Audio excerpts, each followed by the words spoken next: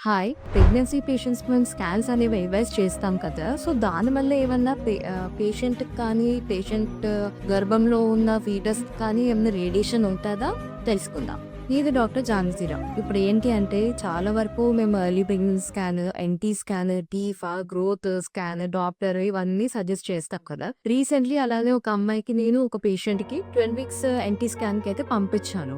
అయితే బేబీ పొజిషన్‌లో లేదు అని చెప్పేసి డాక్టరు వెయిట్ చేయమన్నారంట. ఒక 2-3 టైమ్స్ స్కాన్ చేయాల్సొచ్చింది. రిపోర్ట్ తీసుకొని వచ్చిందనమాట పేషెంట్ నా దగ్గరికి. రాంగానే she started crying very badly. ఎందుకు ఏడుస్తున్నావమ్మా అని చెప్పేసి అడిగితే ఏమంటుంది అంటే, కరెక్ట్ పొజిషన్‌లో లేదు అని చెప్పేసి చేసేసరికి రేడియేషన్ అని ఉంటదా నాకు కానీ, నా బేబీకి కానీ అని చెప్పేసి ఆ అమ్మాయి బాగా పానిక్ అయిపోయిందనమాట. తను వాళ్ళ ఇంట్లో వాళ్ళు కూడా. సో, ఇప్పుడు నేనేం చెప్పాలనుకుంటున్నానంటే, ఇవి ఏవైతే మేము ట్రాన్స్‌డ్యూసర్స్ వాడతామో this is transabdominal transducer or probe అంటాం.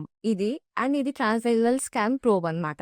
దీంట్లోకి పాస్ అయ్యేది ఏంటి అంటే, హై ఫ్రీక్వెన్సీ సౌండ్ వేవ్స్ ఒకటే పాస్ అవుతాయన్నమాట. వన్స్ పేషెంట్ పెట్టంగానే సౌండ్ వేవ్స్ పాస్ అయ్యి లోపల ఏమి పార్ట్స్ ఉన్నాయి, ఫ్లూయిడ్ ఉందా? లేకపోతే ఫీటస్ మూవ్ అవుతుందా బాగా అని చెప్పేసి చెక్ చేసుకుంటామనమాట.